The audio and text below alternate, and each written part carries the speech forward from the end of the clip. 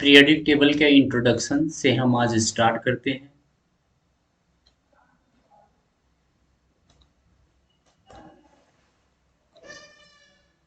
Periodic table एक periodic table एक chemistry का चैप्टर है जिसमें हम क्लासिफिकेशन ऑफ एलिमेंट की बात करते हैं। मतलब एलिमेंट को कैसे क्लासिफाई किया जाए। अब बात आती है कि एलिमेंट को हम कैसे क्यों क्लासिफाई करते हैं, क्यों जरूरत पड़ती है एलिमेंट को क्लासिफाई करने का। तो सपोज डैट एक एग्जांपल ले लो। एलिमेंट की बात छोड़ो, एक नॉर्मल एग्जांपल से हम समझते हैं कि क्यों जरूरत पड़ती है हमें एलिमेंट को क्लासिफाई करने का। अगर तुम कभी कहीं, अब सपोज दैट कि तुम एक अपने घर में बहुत सारे सामान को एक जगह ही रख दो, मतलब जैसे आटा चावल एक साथ ही मिक्स कर दो, तो कैसे तुम मतलब डिफरेंशिएट कर पाओगे। लेकिन सपोज दैट कि सारे चीजें जैसे आटा एक जगह, मतलब चावल एक जगह रखा हुआ है, गेहूं बीट को अलग, सबको अलग अलग रखा गया है। जैसे कि एक शॉप का एग्जांपल हम यहाँ पे लेते हैं। ये जो ग्रीन कलर के क्लॉथ है और ये थोड़ा ब्राउन कलर के जो क्लॉथ है, ये सबको अलग अलग रखा गया है। क्यों? क्योंकि जो शॉपकीपर है वो इजिली आइडेंटिफाई कर ले। चाहे कोई कस्टमर आता है कहता है मुझे इस कलर का, मतलब नाम बताता है पार्टिकुलर कलर का, तो शॉपकीपर को आसानी से ये अपना प्रोडक्ट चूज करने में बहुत आसानी हो, तो तुरंत वो चूज करके यहाँ सेलेक्ट कर लेगा और फिर अपना वो कर लेगा। ऐसे ही देख लो, हर शॉप के अंदर कोई भी चीजें एक पार्टिकुलर फैशन में सजा के मतलब रेगुलेट करके रखा जाता है। तो इससे क्या फायदा होता है शॉपकीपर को? शॉपकीपर को ये फायदा होता है कि वो अपने सामान को इजी से सेल कर सके। मतलब कस्टमर कोई भी आए और उसको जैसे बोले और सामान उसको पता चल जाए कि हाँ यहाँ पे रखा हुआ है, इसलिए कोई भी शॉपकीपर ऐसे करता। अब देखो यहाँ पे ये जो शॉप, यहाँ पे फ्रूट के जो स्टॉल लगे हुए हैं, इसमें देखो मैंगो को अलग रखा हुआ है, सेब को और एप्पल को अलग रखा हुआ है। सारे अलग अलग रखे हुए हैं। क्यों? क्योंकि अगर कोई कस्टमर आता है तो इसे वो इजिली इसको, मतलब उसको दे पाएगा और मतलब अपने प्रोडक्ट को सेल कर पाएगा। तो इसे पीरियोडिक टेबल है। पीरियोडिक टेबल में देखो अभी तो 118 एलिमेंट डिस्कवर किए जा चुके हैं। अगर तुमसे कहा जाए कि सेम प्रॉपर्टी वाले एलिमेंट को एक जगह रखो, तो उसके लिए कुछ ना कुछ तो तुम सोचोगे ना।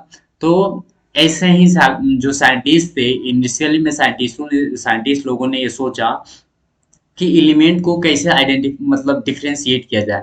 कौन ऐसा वो पॉइंट लिया जाए जिस मतलब जो सिमिलर प्रॉपर्टी शो करते हैं उनको एक सिमिलर ग्रुप में, एक सिमिलर, मतलब सिमिलर जगह पे रखा जाए, जिससे कि सिमिलर एक एलिमेंट का स्टडी करने के बाद सारे एलिमेंट की प्रॉपर्टी ऑटोमेटिक याद हो जाए। एक एलिमेंट का याद कीजिए, उसमें उसके सिमिलर प्रॉपर्टी करने, ये शो करने वाले सबको ऑटोमेटिक मतलब याद हो जाए। तो वैसे ही एलिमेंट को कैटेगराइज करने के लिए सपोज डैट की एक लिथियम हम लेते हैं। लिथियम, सोडियम, पोटेशियम और रुबिडियम वगैरह आते हैं। यहाँ पे देख लो इनकी क्या प्रॉपर्टी होती है। लिथियम की +2 वैलेंस, +1 वैलेंसी शो करता है, +1 वैलेंसी शो करता है, +1 वैलेंसी शो करता है। ये सारे मेटल्स की तरह बिहेव कर, इलेक्ट्रॉन इजिली लूज कर देते हैं। मेटल के तो हाईली पॉजिटिव एलिमेंट है, सब सिमिलर प्रॉपर्टी शो कर रहे हैं तीनों। तो इनको एक जगह एक ग्रुप के अंदर रखा जा सकता है, जिससे कि अगर आप सोडियम को भी स्टडी कर लेते हो, अगर आप लिथियम किसी एक को स्टडी कर लेते हो, तो उसके सारे प्रॉपर्टी आपको पता हो जाएगा। अब मैग्नीशियम, बेरिलियम, मैग्नीशियम और जितने इसके नीचे आते हैं, कैल्शियम, ये कितना वैलेंस शो करता है? +2, +2, +2। अब इसमें क्या होता है, इसका सिमिलर आप प्रॉपर्टी देखोगे, नीचे ऊपर जाओगे सिमिलर प्रॉपर्टी देखोगे। अब देखो एक और एग्जांपल लेते हैं हम, जैसे कि फ्लोरीन, क्लोरीन, ब्रोमीन, आयोडीन। नहीं दिख रहा होगा तो देख लो, फ्लोरीन, क्लोरीन, ब्रोमीन, आयोडीन, ये सारे एलिमेंट हाईली नेगेटिव एलिमेंट है ग्रुप के अंदर। ये सारे मतलब सारे जितने ग्रुप है, 18 ग्रुप है, उस आदमी से ये ग्रुप जो है मोर इलेक्ट्रोनेगेटिव है, ठीक है। तो इस सिमिलर प्रॉपर्टी शो कर रहे हैं ना। अगर आप एक किसी का स्टडी कर लेते हो तो नियर अबाउट सारे की प्रॉपर्टी आपको याद हो जाएंगी। तो पीरियोडिक टेबल इसीलिए बनाया गया था कि जो एलिमेंट्स हैं उनको हम इजिली अंडरस्टैंड कर पाए, इजिली हम उसे समझ पाए। तो इसी पर्पज की वजह से इसी को सिंपल बनाने के लिए पीरियोडिक टेबल का इस्तेमाल किया गया था। और पीरियोडिक टेबल इसी मतलब डिफिकल्टी को कम करने के लिए, जो बहुत सारे एलिमेंट हैं उनकी स्टडी को आसानी से हम कर सके, इसको सिंपल लैंग्वेज में समझ सके, इसी के लिए पीरियोडिक टेबल को बनाया गया था कि किसी एक भी एलिमेंट को आप स्टडी कर लो, बाकी सारे एलिमेंट ऑटोमेटिक याद हो जाएंगे। तो आई थिंक आपको पीरियोडिक टेबल के बेसिक डिफिनीशन समझ में आ गया होगा।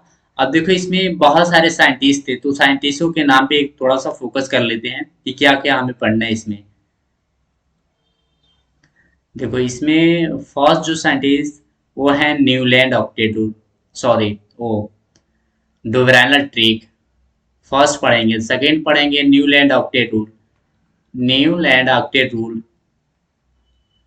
और थर्ड पढ़ेंगे Mendeleev periodic table, sorry Lothar Meyer curve, then Mendeleev periodic table, then modern periodic table. जिससे कि मॉडर्न पीरियोडिक टेबल पढ़ने के बाद हमारा एक्चुअल पीरियोडिक टेबल स्टार्ट होगा, जिससे कि सबसे ज्यादा जेई और नीट में क्वेश्चन फ्रेम होते हैं। ये लोथर मेयर कर्व पे एक दो क्वेश्चन आया हुआ है, जिसका मैं नेक्स्ट लेक्चर में पूरी डिटेल बता दूंगा कहाँ से क्या क्या क्वेश्चन आते हैं, ठीक है। और मेंडेलियन पीरियोडिक टेबल का बेसिक सारे फंक्शन वहां पे बताया जाएगा। तो इसमें इसमें मेंडेलियन पीरियोडिक टेबल से ज्यादातर क्वेश्चन आते नहीं है, क्योंकि ये थोड़ा, हाँ डिफरेंट एक ही चीज होता है एटॉमिक। ये जो मेंडेलियन पीरियोडिक टेबल है एटॉमिक नंबर पे बेस्ड था, एटॉमिक नंबर नंबर पे बेस्ड था। लेकिन जो मॉडर्न पीरियोडिक टेबल है वो एटॉमिक मास पे, atomic atomic number A sorry जो मेंडेलियन पीरियोडिक टेबल है एटॉमिक मास पे बेस्ड था। जो मॉडर्न पीरियोडिक टेबल है एटॉमिक नंबर पे बेस्ड है। क्या डिफरेंट है मेंडेलियन पीरियोडिक टेबल में और मॉडर्न पीरियोडिक टेबल में? इतना ही डिफरेंट है, जो मेंडेलियन पीरियोडिक टेबल था एटॉमिक मास पे बेस्ड था, जो modern periodic table atomic mass पे बेस्ड था, लेकिन modern periodic table atomic number पे बेस्ड है। बस इतना ही अंतर है और कुछ नहीं अंतर है। तो आई थिंक सबको सब क्लियर हो गया। अगर नहीं क्लियर होता है तो आप पूछ लिया करो, कमेंट करके बता दो।